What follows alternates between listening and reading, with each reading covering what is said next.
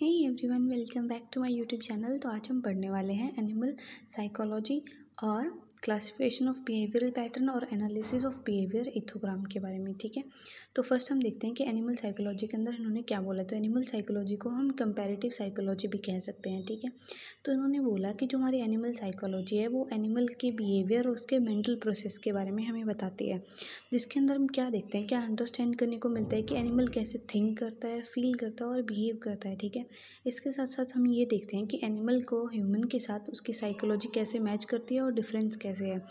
और आगे इन्होंने बताया कि जो ये फील्ड है हमारे पास, वो एग्जामिन क्या करते हैं, वेरियस एस्पेक्ट्स को एग्जामिन करने के बिहेवियर को मदद करते हैं। जैसे होगा कोग्निशन हो गया, रुचि कैसे क्या क्या है एनिमल की, उसके इमोशंस क्या है, लर्निंग पैटर्न कैसा है, वो सोशली इंटरेक्ट कैसे कर रहा है अदर ऑर्गेनिजम्स के साथ। तो ये सब क्या हो गया, एनिमल साइकोलॉजी होती है। ठीक है, आगे हम पढ़ेंगे कि क्लासिफिकेशन ऑफ बिहेवियरल पैटर्न की क्लासिफिकेशन क्या क्या है। जैसे इन्होंने बोला है कि जो बिहेवियरल पैटर्न है एनिमल के, उसके बहुत सारे क्लासिफिकेशन है, सेवरल वेयर्स हैं। क्या है, फर्स्ट हो गया इनेट और लर्न बिहेवियर। हमें पता होना चाहिए कि इनेट बिहेवियर वो होता है कि जो जन्मजात से ही हो। ठीक है, तो कुछ एक बिहेवियर होता है जो जेनेटिकली या फिर जन्म से ही हमें मिल जाते हैं। जैसे हो गया रिफ्लेक्स, कोई जैसे हम एक्शन का रिएक्शन देते हैं वो रिफ्लेक्स हो गया।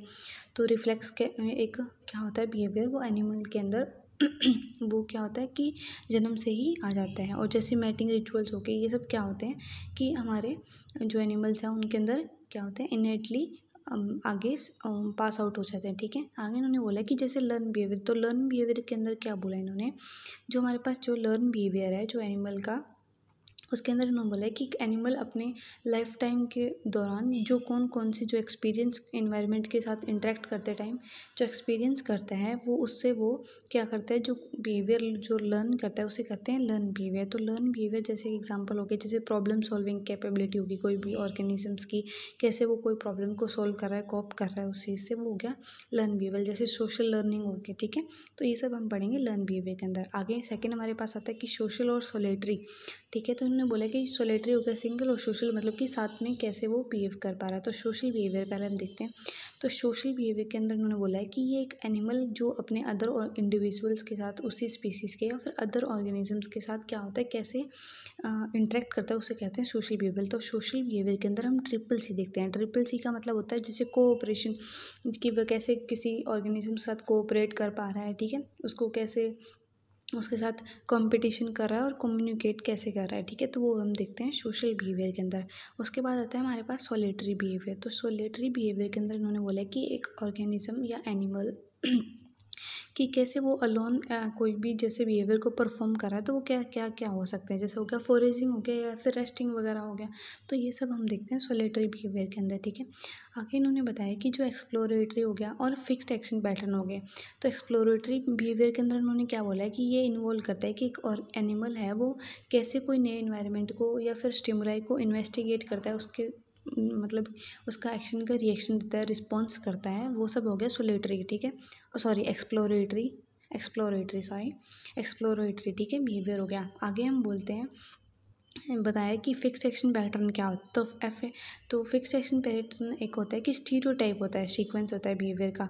स्टीरियोटाइपिक सीक्वेंस कैसे होगा कि एक स्पीसीज है, उसका एक स्पेसिफिक क्या होगा, बिहेवियर होगा। ठीक है, एक फिक्स्ड पैटर्न होगा, कोई भी बिहेवियर या फिर कोई भी रिस्पॉन्स या स्टिमुलाई को रिस्पॉन्ड करने का एक फिक्स्ड एक्शन पैटर्न होता है, उसे कहते हैं फिक्स्ड एक्शन पैटर्न। ठीक है, और ये क्या होता है, एक स्पेसिफिक स्टिमुलाई के प्रति स्पेसिफिक ही रिस्पॉन्स होता है। ठीक है, जैसे एक मदर जो बर्ड है वो फीड करते हैं अपने चिक्स को। ठीक है, वो सब हो गया।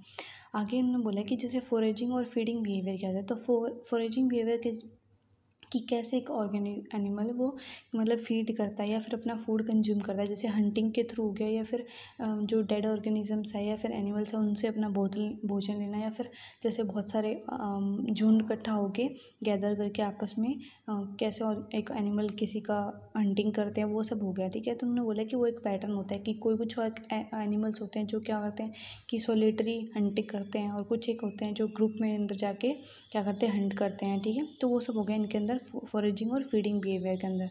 आगे हमने बोला रिप्रोडक्टिव बिहेवियर, जैसे एक एनिमल का, हर एक एनिमल का अपने स्पीसीज़ के अकॉर्डिंग उसका मीटिंग रिचुअल, उसके जो डिस्प्ले वो अलग अलग होते हैं। ठीक है, और उसकी पेरेंटल केयर भी अलग अलग होती है। अब जैसे मैटिंग रिचुअल का तो पता ही है, डिस्प्ले क्या होता है कि कैसे एक एनिमल दूसरे अपने जो एक मेल पार्टनर है या फीमेल पार्टनर है वो अपने दूसरे काउंटर पार्टनर को कैसे उसको अट्रैक्ट करेगा अपनी तरफ, वो होता है डिस्प्ले। जैसे कुछ एक जैसे हम देखते हैं कि पीकॉक के अंदर उस वो अपने टेल जो हम मोरपंख बोलते हैं उनकी से डिपेंड करता है कि जो फीमेल है उसकी मेल की तरफ वो कैसे अट्रैक्ट होगी। तो वो सब होता है डिस्प्ले के अंदर, ठीक है। कुछ एक जैसे अपने ब्राइट कलर शो कर लेते हैं अपनी बॉडी पे ताकि फीमेल अट्रैक्ट हो, तो वो सब डिस्प्ले के अंदर आता है। आगे हम बोलते हैं, आगे उन्होंने बताया कि अग्रेसिव और सबमिसिव बिहेवियर।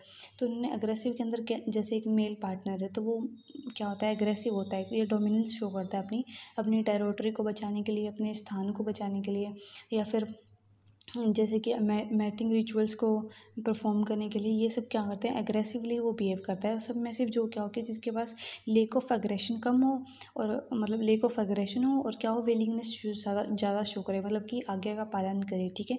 तो वो हो गया सबमिसिव बिहेवियर। आगे हम पढ़ने वाले हैं कि एनालिसिस ऑफ बिहेवियर या फिर इथोग्राम्स क्या होते हैं। तो इथोग्राम एक क्या होता है, इन्होंने बताया कि जो इथोग्राम है हमारे पास वो क्या है, कॉम्प्रिहेंसिव कैटलॉग है या फिर एंट्री ऑफ बिहेवियर्स है। इन्होंने बोला है कि एक ग्रुप ऑफ एनिमल्स या फिर स्पीसीज ले लेते हैं जो क्या हो गए, उस जो स्पीसीज़ है या फिर ग्रुप ऑफ एनिमल का उसके बिहेवियर कैसे कैसे हैं और क्या क्या है एक इंडिविजुअल के या फिर उस स्पीसीज़ के, उसको एक टेबल के फॉर्म में इन्वेंट करना है मतलब या फिर बनाना, उसको क्या कहते हैं, हम इथोग्राम कहते हैं, ठीक है। तो बेसिकली वो एक कॉम्प्रहेंसिव कैटालॉग हो गया, ठीक है। आगे इन्होंने बोला है कि ये सब हमें क्या करता है भाई, मदद करता है कि कैसे एक एनिमल बिहेव करता है एनालिसिस करने में या फिर उसको सिस्टमेटिकली अरेंज करने में हमें मदद करता है, ठीक है। तो आगे इन्होंने बताया कि जो इथोग्राम है उसके कंपोनेंट्स क्या क्या हैं। तो फर्स्ट हम देखते हैं कि कंपोनेंट्स ऑफ इथोग्राम। तो बिहेवियरल कैटेगरी, इन्होंने बोला कि जो हम इथोग्राम बनाएंगे उसके अंदर पहली चीज़ हमें पता होनी चाहिए कि बिहेवियरल कैटेगरी क्या होगी, ठीक है। जैसे बिहेवियर बहुत सारे टाइप के होते हैं और हर एक ऑर्गेनिजम्स का या फिर हर एक एनिमल का मतलब स्पीसीज़ का वो अलग अलग बिहेवियर होता है। तो उन्होंने बताया कि हर एक, पहले हम ब्रूड कैटेगरी के अंदर या फिर बहुत ही बड़ी मतलब कैटेगरी के अकॉर्डिंग पहले हम क्या करेंगे, बिहेवियर को डिवाइड करेंगे। जैसे फीडिंग बिहेवियर सबका हर एक स्पीसीज़ का अलग अलग होता है, तो फीडिंग बिहेवियर अलग टेबल बनाएंगे, ग्रूमिंग अलग बनाएंगे, मैटिंग अलग बनाएंगे। तो उसके नीचे हम लिखेंगे कि उनके अंदर अलग अलग स्पीसीज़ के अंदर कैसे कैसे वो बिहेव कर पा रहे हैं, तो वो हम पढ़ेंगे बिहेवियरल कैटेगरी अंदर, ठीक है।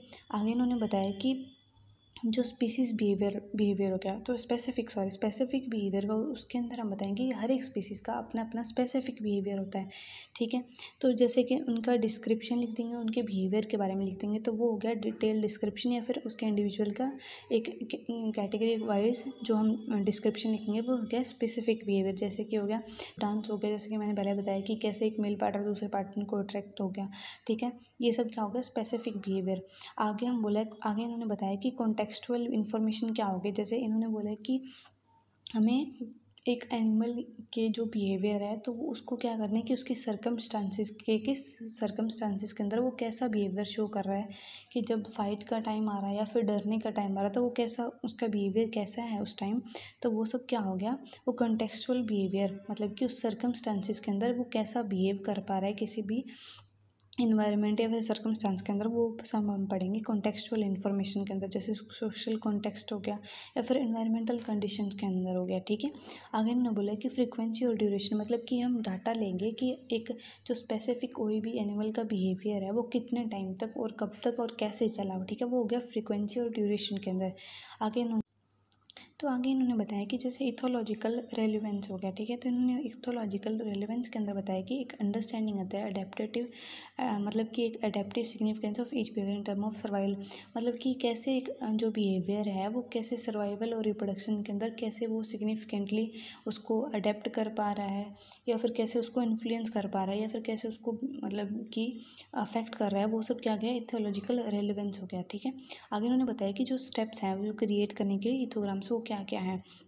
जैसे फर्स्ट हमें क्या करना पड़ेगा कि ऑब्जर्वेशन करनी पड़ेगी, कि स्पेंड टाइम करना पड़ेगा हमें कोई भी स्पीसीज़ को या फिर एनिमल को उसके नेचुरल हैबिटेट के अंदर वो कैसे क्या कर रहा है, रिस्पॉन्स कर रहा है, कैसे सर्वाइव कर रहा है, उसकी क्या क्या बिहेवियर होता है, वो सब क्या करना पड़ेगा हमें, फर्स्ट ऑब्जर्व करना पड़ेगा, ऑब्जर्व, ठीक है। सेकेंड हम देखते हैं कि मतलब ऑब्जर्व करने के बाद हमें पता होना चाहिए कि जैसे हम कैटालॉग बना रहे हैं, इथोग्राम बना रहे हैं, तो हमें पता होना चाहिए कि उसने क्या क्या करा है, हमें रिमेंबर रहना चाहिए वो सब चीज़ें।